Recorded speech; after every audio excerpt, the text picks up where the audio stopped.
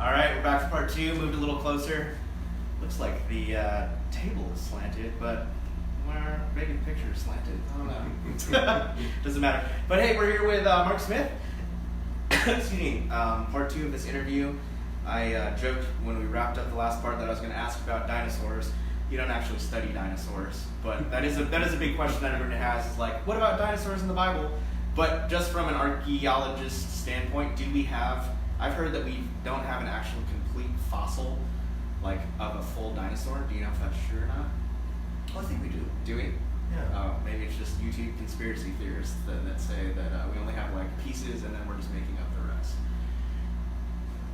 Well, one of the things that is true of archaeology a lot of times is you don't have complete specimens of something, whether it's an ancient pot or a painting or anything. You're missing bits around the edges, or things are broken off, or an inscription. You only have part of the famous Pilate inscription, where you just have a chunk that has his name on it and a couple of other things, his title.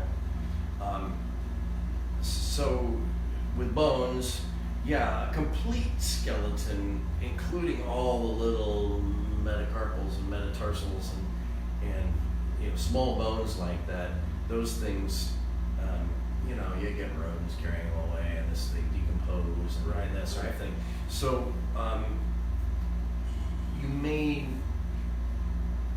it is not typical to get a complete skeleton, complete.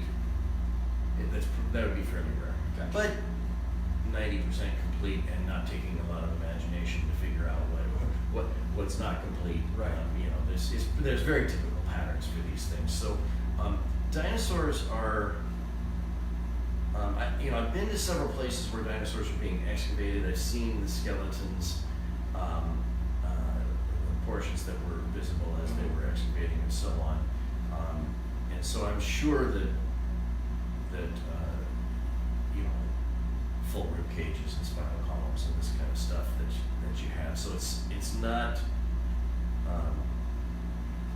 particularly tricky business. Gotcha. To fill in the small gaps if you have to. Sure. Whether there's the details. I do know, for example, the one place that I've studied, not dinosaurs, actually much earlier than dinosaurs, the Cambrian fossils. Okay. I've studied them in a lot of detail, and they're little tiny guys for the most part. They're not, the biggest ones are like a foot long, but a lot of them are like sort of like little proto bugs, crustaceans, and things like that, sea creatures. And these are so well preserved because of the nature of the preservation. It was an underwater landslide that buried them and sealed them in muck, and immediately took away all the oxygen. And so when the body decomposed, it made a perfect mold. You could even see like internal organs that eventually decomposed, but you get a mold of them in the mud. That's amazing. When you get them out. And so the nature of preservation, this is called the Burgess Shale up in British Columbia. The nature of the preservation is so good that you get little tiny, the legs of a bug, or the internal organs of a bug, you're getting very well preserved to that level of the whole creature. So, and those are way, way, way before dinosaurs. As far as, they're some of the earliest life forms on the planet. In fact, they are the earliest multicellular life forms on the planet. So that's really cool. So I know that there are particular conditions of preservation with really, really old stuff that can get you super high level of preservation. But how many dinosaur skeletons that you see in museums or whatever, how much of it is reconstructed, I'd have to look very carefully at it and try to figure it out. Yeah. You mentioned that you were on the Bethsaida dig. Can you tell us a little bit about that? Like where that is, just for our audience that might have. Yeah, so Bethsaida is on the north shore of the Sea of Galilee, just east of where the Jordan River enters the Sea of Galilee in the north, about 6 miles east of Capernaum. So, and it was that area, north and west shore of the Sea of Galilee, is kind of major stomping grounds for Jesus in his public ministry. So, Capernaum and Bethsaida are, along with Jerusalem, the most named towns associated with Jesus in the New Testament. So where that is. And when we first started excavating, we were very interested in finding the city associated with Jesus. And then it doesn't take long of reading your New Testament to realize that at least 3 disciples, Peter, Andrew, and Philip, are from Bethsaida. Nathanael might be, and James and John were partners with Peter and Andrew in a fishing business, which suggests that they might be from the same town too. So at least 3, as many as 6 of Jesus' 12 apostles were from Bethsaida. So suddenly that city looms pretty large in the importance in his ministry. Sure. So we're very interested, of course, in uncovering the Roman period city that fit with the Bible. The big surprise for us was what was underneath. We didn't realize that there was a massive fortified citadel underneath, which was the royal palace and gate complex and city wall complex and so on from the Iron Age, dating to around the time of King David. And it was probably the capital of the Geshurite kingdom, where David's first wife, Maacah, was the daughter of the king of the Geshurites. So this is probably her home. And she was the mother of Absalom. So, and Absalom spent some time with his grandpa, which would have been there also. So we ended up kind of having a bonus city that we discovered almost on accident as we did the normal archaeological thing, was looking at the layers underneath the top layer, which was Roman. What's the time period that you spent there? Like, how much time have you invested on the actual dig? I started with the Bethsaida excavation started in 1987. I started with them in 1994.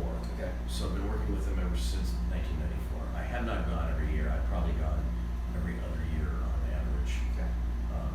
Until the last few, and its season has been canceled a couple of times. I've also written several research articles as part of their research volumes on the sort of the team historian, if you will. A lot of them are biblical scholars or technical archaeologists or experts in pollen or coins or that kind of stuff.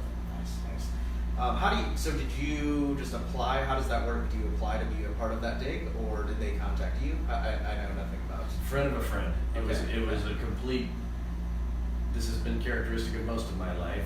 A lot of important and interesting things happened that I never planned.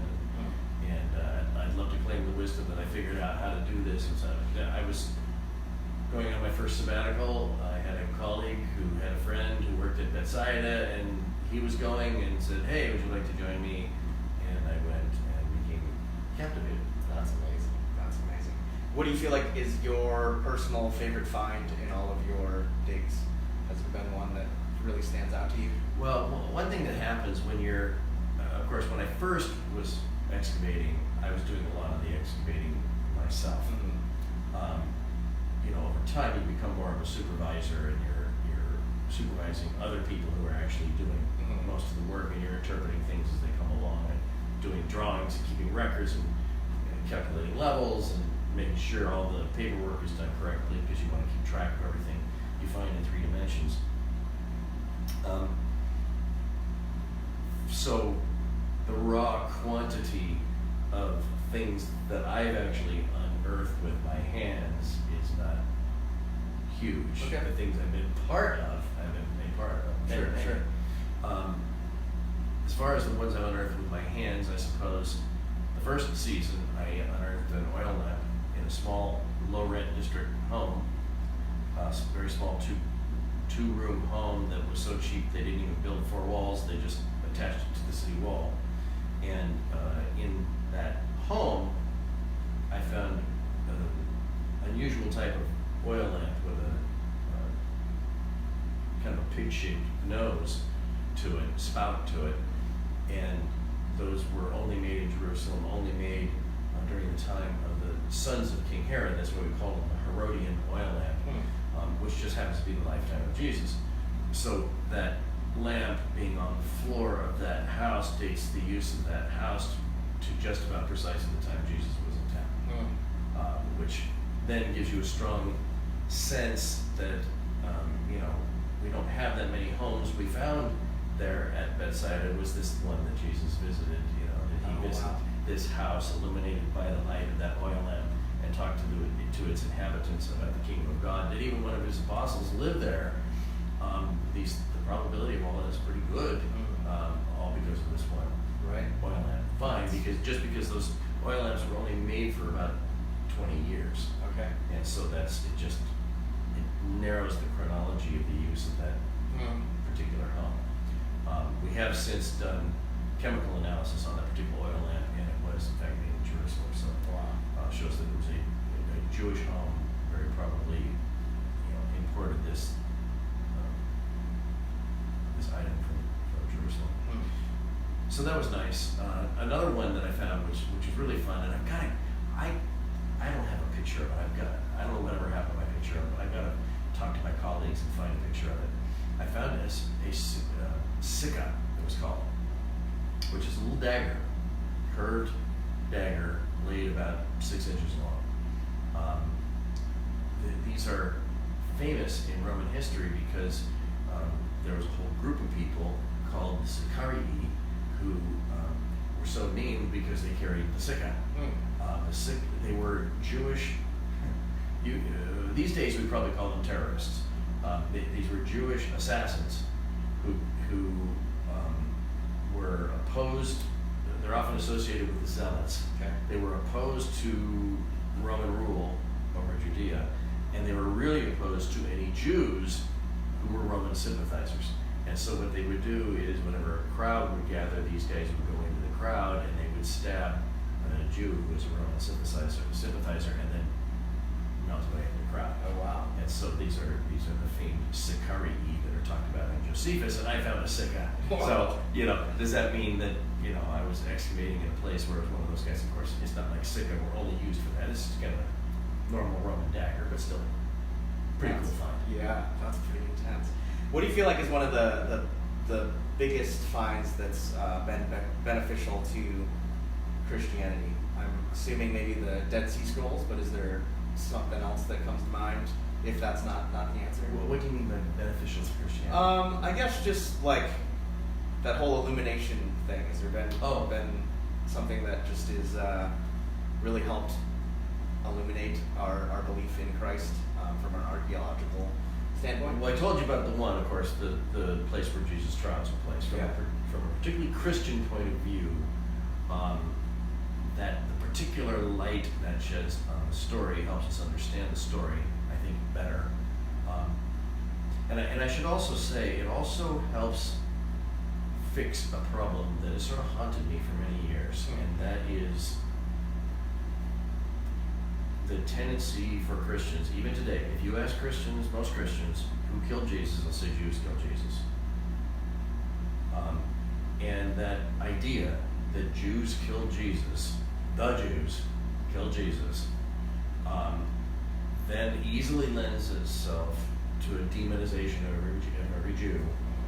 And you're the people who killed Jesus, and that easily reinforces a stereotype, especially when you combine it with Jews who are not believers in Jesus.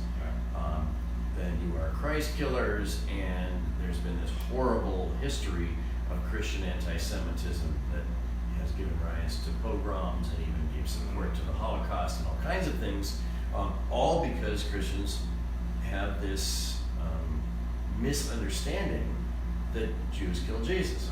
When you just read the gospel accounts, it's very clear Jews didn't kill Jesus, that it was the Romans who killed Jesus, it was Pilate, it was Roman guards, etc. But you have this whole involvement of the high priestly family, right? They're Jewish.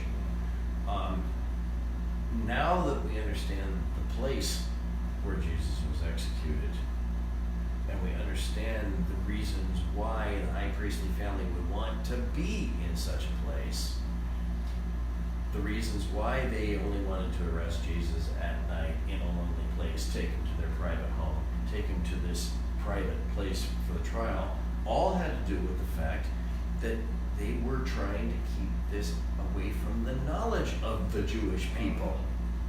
So quite the opposite of the Jews killing Jesus. If the crowd of Jews of Jerusalem had been there at Jesus' trial, they would have gone after the high priests, not Jesus.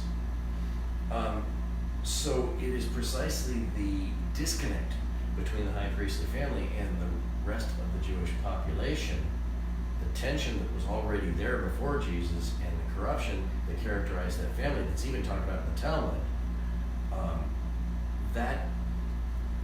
That whole thing becomes exposed, and we recognize, oh, not only is it not that the Jews killed Jesus, if the Jews who were resident in Jerusalem had known what was going on, they would have done everything in their power to rescue him. Mm-hmm.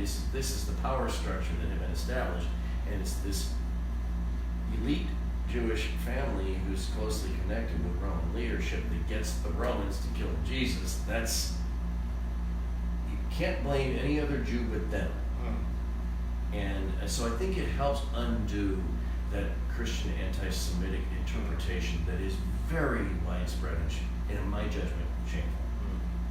So that's a kind of an important theme in my book, and I think archaeology goes a long way to helping us to notice those elements that were always in the text, but we just didn't pay attention. Right. As far as you're right about the Dead Sea Scrolls, obviously, I mean that was huge. More for understanding the Hebrew Bible, really. Sure. The idea, the importance of the Dead Sea Scrolls, in my judgment, more than anything else, I guess twofold. One is it helped us understand Judaism at the time of Jesus, and that it is not monolithic. There's a lot of variety in Judaism at the time of Jesus, and you need to understand that variety. Jews were arguing with each other all the time, and sometimes in quite hearty manner, and that was part of the heritage. And you're seeing that in this community that produced some of the scrolls, the more sectarian documents. They're showing you a particular type of Judaism and particular biblical interpretations that were common in that day that really help us understand a lot of what's going on in the New Testament. The second thing, of course, from the Old Testament is that before the Dead Sea Scrolls were discovered, the oldest complete copy of the Old Testament we had, the Hebrew Bible, was a Hebrew manuscript that dated to about 1100 AD. And so we have this text, 1100 AD, but some of these texts we think were written 1000 BC or earlier. Wow, that's 2,000 years between original writing and this. How many hand copying errors took place in the interim? Why should we trust this thing at all? Right. That was a big problem for biblical scholars back before 1948, 1947. And so with the discovery of the Dead Sea Scrolls now, suddenly we take that whole, we can compare some of these copies of the Bible, and there were copies of, sometimes multiple copies of books, and copies of every book, or at least parts of every book, except for the book of Esther. You can compare that text from 1100 AD with some of these texts that date back to 100, 150 BC, so you can sort of jump over more than 1,000 years worth of hand copying to see how good were these copyists, how many errors did they make, and so on. And the most important thing we found is nothing.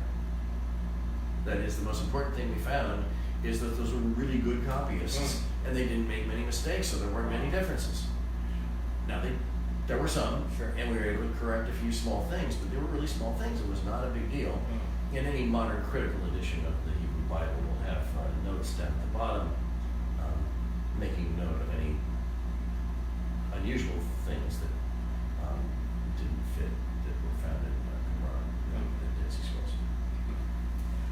So we see a fancy-looking Q at the bottom of the text. You know that's what's going on. Gotcha. Something you mentioned a couple years ago, you were here, you mentioned that you studied under someone that studied under F.F. Bruce, is that correct? Yes. Who was that? So F.F. Bruce was kind of a guru, classicist and biblical scholar. New Testament history. New Testament. He wrote the New Testament history as well. He has some really good commentaries in many books of the New Testament. I still think his commentary on the Book of Acts is one of the best out there. And good writer and so on. He was at the University of Manchester. The person I first took New Testament from was Robert Gundry, who had been a student of F.F. Bruce at Manchester, and later on, Gundry came to be considered one of the top, if not the top, New Testament scholar in the world. And so I've stayed in touch with Bob Gundry throughout the years. And he's still producing, still doing research, and he's not teaching anymore at West Point. He's retired from that, but he was at West Point College. So I as an undergraduate, I studied under him, and then, whenever I write anything later, I send it to him and Nice. get his input. Just one of the most brilliant minds I've ever encountered. That's awesome. That's awesome. Yeah, just wrapping up. You in the first part of this interview, we talked a little bit about what you're doing here in Hawaii with the new book. What got you interested in kind of Hawaii temples and that? I'm just curious by nature, I think. Yeah. I go to a place, I see things, I get curious, I want to understand them, whether it's animals or historical events or culture or whatever. And, half the time I don't have the skills or the knowledge or the background or know the right people to try to find answers about things. Sometimes I'm satisfied with somewhat superficial answers. But one thing that bugged me when I would come to Hawaii, you'd see these little signs for these heiau, they're called, these temples, and I'd go visit them, and I'd see what looks like a pile of rocks, and in many cases no or minimal literature available or interpretive signs or whatever. They've gotten better. There are, I ran into one heiau that has some decent signs today over in Kalua. But I was curious, this is kind of roundabout, but my doctoral work was on the Christianization of the Roman Empire. So I'm technically a Roman historian and looking at church-state relations in the Roman Empire and trying to explain the growth of Christianity in the Roman Empire from the kind of holistic point of view. So that's kind of what I did my doctoral work on. Well, I thought, one of the challenges doing ancient history is it's always like a 1,000-piece puzzle, and you've got like 900 pieces missing. Right. So you don't have many pieces of the puzzle, and you're doing your best with what is available. So I thought, anthropologists, they argue from analogy. They say, well, we may not know why these people are behaving this way, but this other tribe over here, we've studied them and we know why they do it, and they do something similar, so maybe that'll help us explain what's going on over here. So anthropologists have been using that method for a long time. So I thought, well, why not? Why not study the Christianization of some other place besides Rome, more recent place, better documented, post-printing press, and what is the best known rapid case of Christianization anywhere? Hawaii. So I started studying missionaries and the conversion of Hawaiians to Christianity. One of the themes I noticed in the Roman Empire was ways in which Christians took Roman words, customs, symbols, architecture, philosophical ideas, and borrowed them and recast them in certain ways from a Christian perspective. So they're building, if you will, they're building off of cultural common ground, and then they're adapting that common ground to a particular Christian worldview. Things like, for example, the use of the term logos is which we often mistranslate word, is a kind of classic example how the early Christians borrowed that word from the Greek philosophical tradition, combined with the Hebrew tradition of the, so-and-so speaks the word of the Lord, and the word of the Lord comes to a prophet or whatever. They combine those elements and then apply that logos concept to Christ, right? That's a piece of adaptation, cultural adaptation is going on. So I wanted to look for how did missionaries in Hawaii engage in that process of adaptation. And one of the first pieces of evidence I found is the oldest church in Hawaii, which is in Kailua Kona, Mokuaikawa Church. And Mokuaikawa Church was built on the site of a heiau from the stones of a heiau. Hawaiians believe that the stones of a heiau they're invested with mana. They've got spiritual power within them. And so Christians simply borrowed that spiritual power, re-expressed it, built their own form of heiau, if you will, in the Hawaiian mind, and retaining that spiritual power, but redirecting it. And that's very kind of similar to what Christians did in the Roman Empire as well. These cases of adaptation and borrowing and transformation. So I got real curious about that, and then I kind of felt like I hit a dead end because I felt like I couldn't understand what the missionaries were adapting to unless I understood in particular the heiau and what was going on there, the rituals and characteristics of pre-contact Hawaiian religion. And that came down to the archaeology of the heiau. And I knew archaeologists worked on some heiau, but when they published it, it was all over the place in these little monographs. They're tucked away in little libraries and this kind of stuff. And so that stuff just wasn't all in one place, easily accessible to people. And then I finally realized, okay, I can't even do the missionary thing until I've done this other project and spent time understanding the heiau and pulling it all together and put it into a book and make it accessible to other people like me who are curious about these, what I consider to be cultural treasures, these great archaeological sites, this monumental architecture that the Hawaiians put so much effort into. What are they? Why are they there? What are the stories told in stone that you encounter in this particular place that you never get to hear, Right. unless somebody collects them for you. Right. So that's this project. Maybe someday I'll get back to the missionaries. I still deal with the missionaries a little bit, of course, on this stuff because they do preserve a lot of stuff and they do preserve a lot of stories about these sites and so on. So I've been dealing with them. But my larger question of the analogy to Rome and the adaptation that took place with the missionaries, that may be for another lifetime. I'm not sure. We'll see how far I get. Is there like a temple process? Was it very ceremonial? And is there any tie-ins to Old Testament temple that any similarities, just kind of in temple worship with Hawaiian temples? Is there any similarities there, or totally different? Well, in the sense that you have things considered sacred and not sacred, space as well as implements, as well as structures that are considered sacred space, and then in that sacred space you do sacred things, which include prayers, songs, rituals, etc. They certainly did those sorts of things.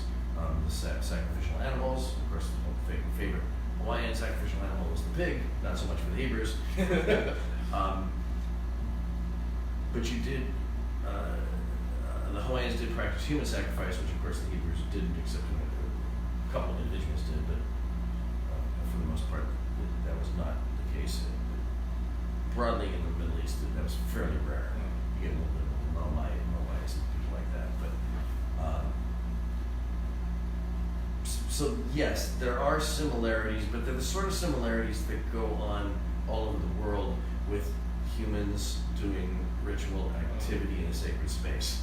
And that can almost be any humans, any place. There's going to be a certain connection that humans, I mean, I'm a fan of C.S. Lewis, and C.S. Lewis's idea that there's a reason why we behave like this. That we all humans understand that there's something sacred that needs to be respected, and all humans understand that it's worth putting effort into it. It's worth our focus. That there is a genuine spiritual power out there, and that you want to be connected to. Generally, is viewed as benevolent. Also, there's a fear of negative spiritual power, so you want to keep that at bay. Sure. And the fact that all humans have felt like sacrifice somehow helped to make things right why, so why do humans have all these things? I mean, C.S. Lewis basically said, because we get it, because this is the nature of the universe, Right. and we do understand that sacred things need to be handled in sacred ways, and there are certain ways we ought to behave. And this helps also explain, says Lewis, why all people of all times and all places and all cultures have agreed like 90% on what's right and wrong. That's extraordinary because they didn't learn it from each other. Right. So where does all this come from? Well, Lewis says basically we understand truth and shadows, and humans have been groping toward that truth. So of course there's going to be connections. Of course there's going to be analogies, but it's not till you come into, as Lewis called it, the true myth of Christianity, that you get the ultimate illumination, where you're seeing the truth toward which all other human sacred aspirations point. So that's my explanation. Hawaiians, modern Hawaiian, especially modern Hawaiian Christians, have some really interesting ways of combining their Christian faith with their Hawaiian heritage and their belief in the dignity and longevity of their ancestors and the influence of their ancestors, and all that, which I only partially understand. I want to understand that better, to understand how they put those pieces together. And in some cases, they are quite overt about their desire to connect up with the traditions of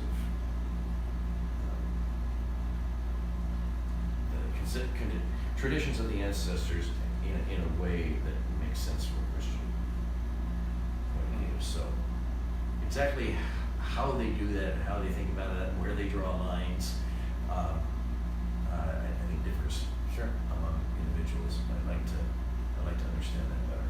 Yeah. So it's kind of part of my project now. Nice. Is to undertake that process and spend more time listening to Hawaiians telling their stories. That's awesome. Mark, you are totally inspiring. Do you mind me asking how old you are? How old are you? I'm 61. 61. What advice do you have for young people? Like, I love that you're still getting after it. You're curious. Last night we went to dinner. You said you've been over 100 dives, scuba diving. You're traveling the world. You're headed to Greece this year, at the end of the year. Leading a tour group over there. You're involved in archaeology, history, and you're like, you come to Hawaii, so you're just like, I want to know more, so I'm going to do deep research. What are some of the daily disciplines, or just what's your mindset? Have you always been super driven, even as a child? Like, what are some of the things that have helped you just accomplish so much? I feel like you're doing like lifetimes worth of things, but there's like multiple of them. It's like, how do you know this much? How do you do this much? I'm really honestly inspired by you. Just hearing you lecture and then knowing so much about so many different topics. I'm just like, this is amazing. What's the secret? Well,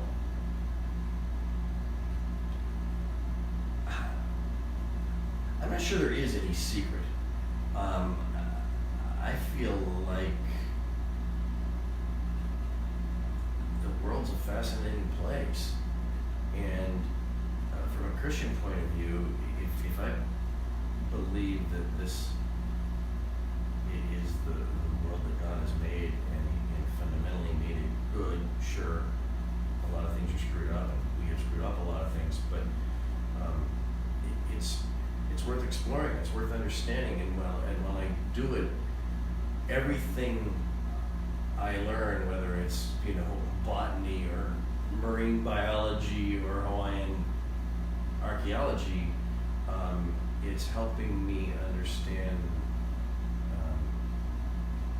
the world God has made. It's helping me understand how things relate to each other. It's helping me understand truth with a capital T, and I do. There are very few things that I'm not interested in learning, and so I suppose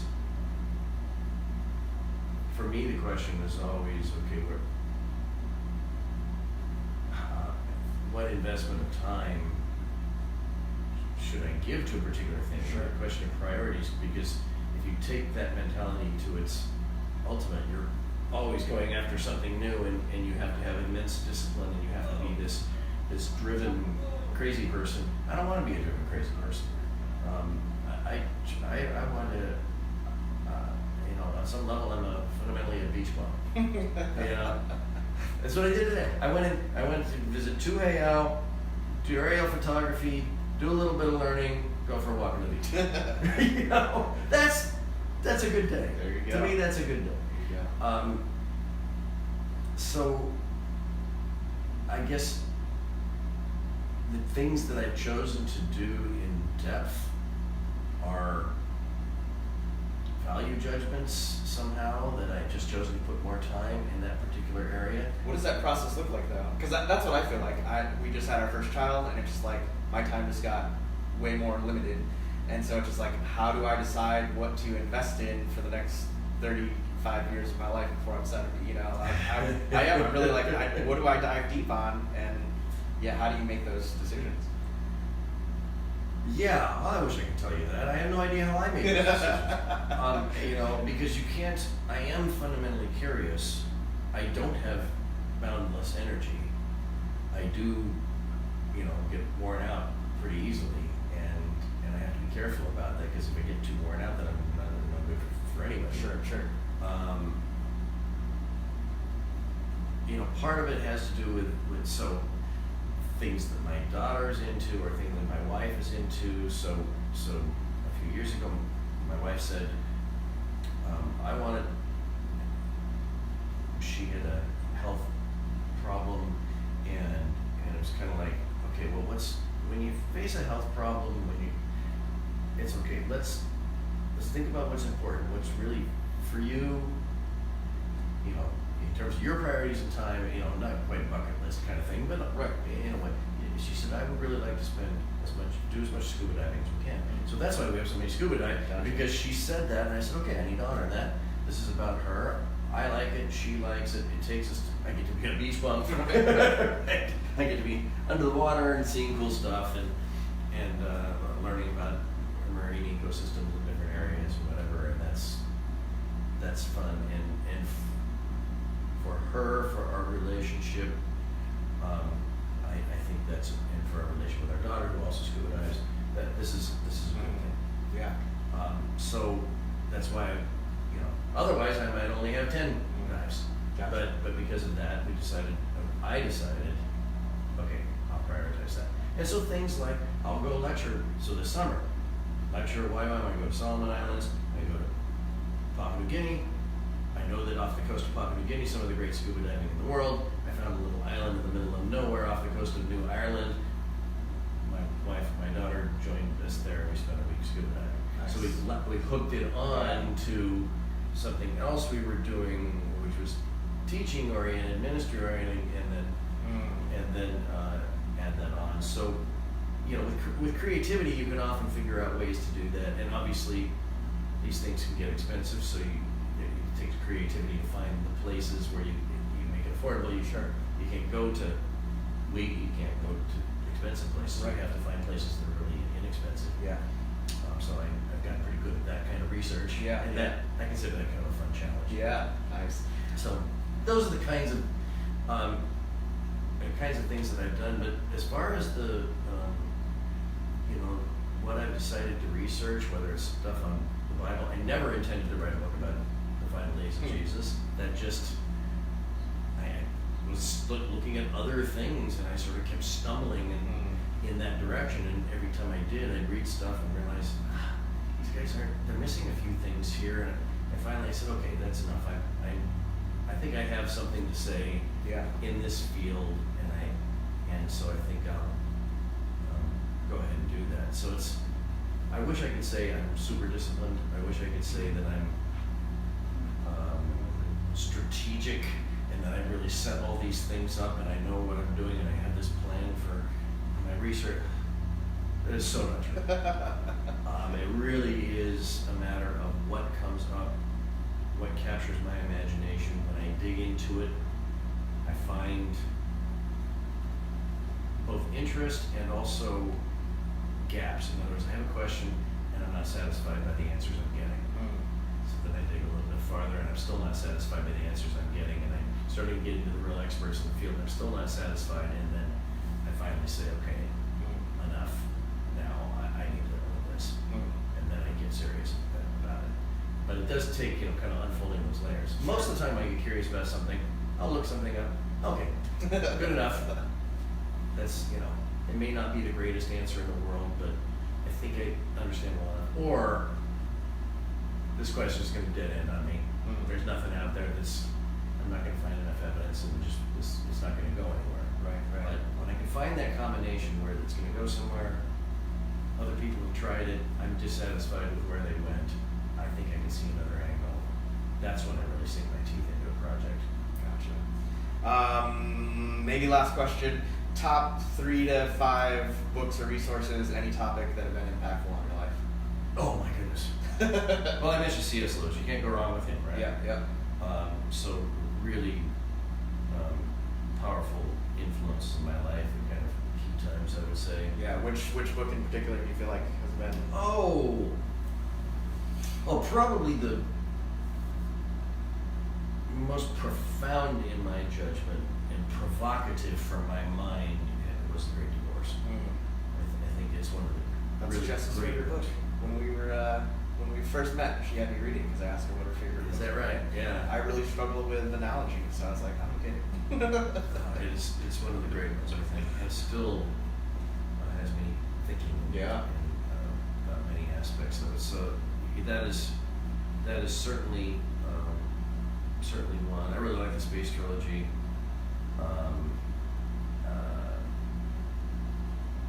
Probably Pain is a little bit rough. It's all right. But I love the Chronicles of Narnia. But pretty much anything from C.S. Lewis is just amazing. Mere Christianity, of course, is great. The Evolution of Man. Yeah, I'm just naming. That's great. So C.S. Lewis, I would say, is really formative.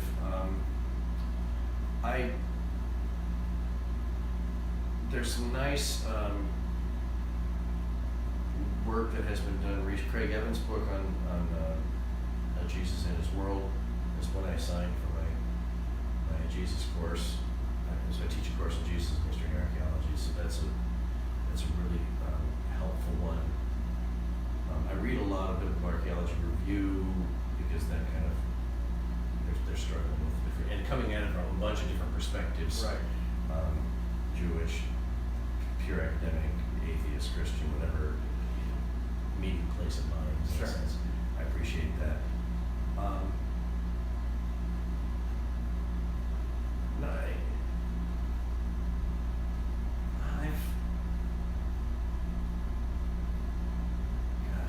Those are the things that come to mind real quickly. I'm sure that, there's really, as far as Hawaiian history, there's two books covered both by the same author. Pat Kirch is kind of a guru in this field. And Pat Kirch just a couple of years ago came out with a new edition of an older book he did called, love the title, On the Road of the Winds, about kind of the whole migration of Polynesians across the Pacific. Spectacular. Island by island, when did humans get there first, and how do you know, kind of thing.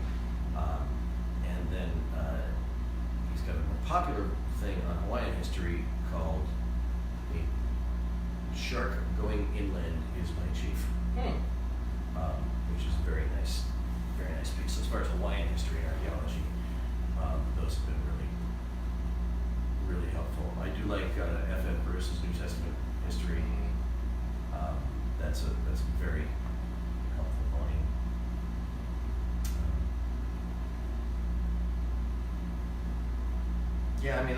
Those are things that come to mind initially. Bob Gundry's Survey of the New Testament is really good book for somebody just trying to understand the basics of the New Testament.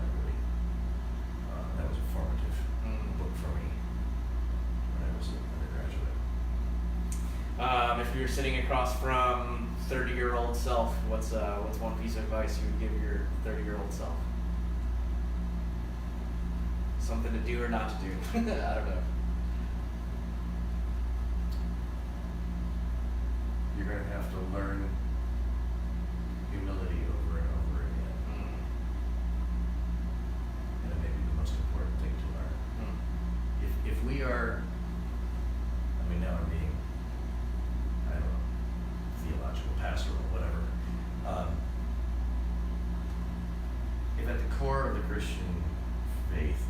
grace.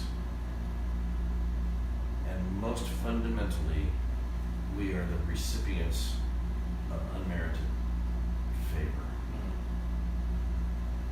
Then pride is the destruction of everything we stand for. And we, or I won't speak for you, I'll speak for me. You can speak. Get sucked into it so easily because we want to be right. God doesn't care if we're right. God cares about right. Humans look at the outward appearance, God looks at the heart.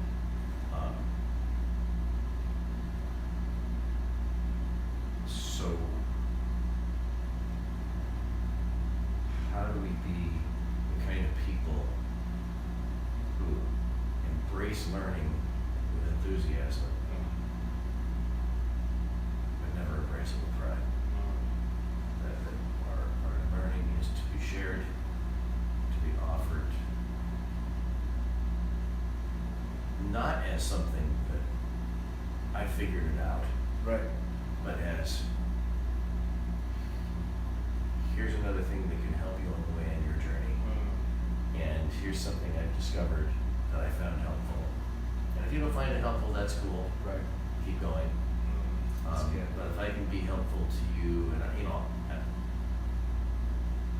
I hope that the uniqueness of my gifts, the idea of being a historian and archaeologist, and to look at biblical history and text, even theology, from the outside in, contextually speaking. I hope that what I can do is enable other students of the Bible to find it to be more vital, to find it to be more living, to find it to be more down to earth, and more involving human beings that I can relate to. If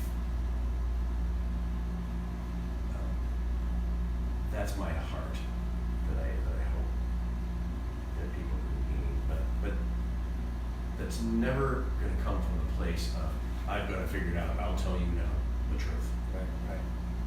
That kind of cockiness, that kind of wanting to draw a line in the sand and fight over a theological issue or interpretation or something like that. I lived through those days. It wasn't a pretty thing.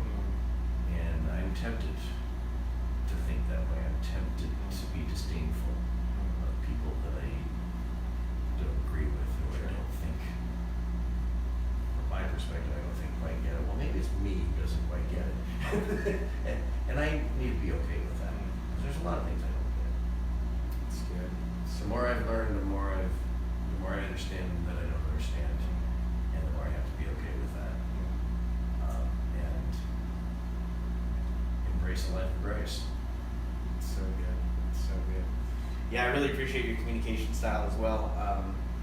I've noticed you usually start with kind of an anecdotal cliffhanger story. I don't know if you do this intentionally, and then you'll get into your content, which is all fascinating, and then you wrap it up with finishing the anecdotal kind of cliffhanger, and it's always like, oh man, that was just like the great finisher. It wrapped it all together like perfect story, like drove it home. So yeah, I really appreciate the gifts that you share so freely with Wyoming. Just showed up to do this other stuff, Hawaiian study, and you just blessed Jess's Bible core course with some amazing knowledge and your giftedness of inspiring people to want to dig deeper. So really appreciate your time, appreciate you doing this as well. So thank you so much. You're welcome. It's a pleasure. Anything else you'd like to talk about? We covered a lot. Is there anything? I don't think so. No? Okay. All right. If people want to connect with you, how can they do that? College of Idaho, you can look at the webpage. I'm in the Department of History. My email's there. Very easy to contact, and yeah, I have a fairly robust email correspondence that goes on and whatever. And All right. I'm glad to meet people that way or whatever. And who knows where I'll be in the world, where I will encounter people who seen this particular thing. I've had stranger experiences. There you go. There you go. And the name of the book is The Last Days of Jesus. Final Days, of, Final Jesus. Days of Jesus. The subtitle is The Thrill of Defeat, the Agony of Victory. Okay. All right, and that's available on Amazon. On Amazon. Okay. Yep. All right, great, Mark. Thanks so much. Okay. Appreciate it.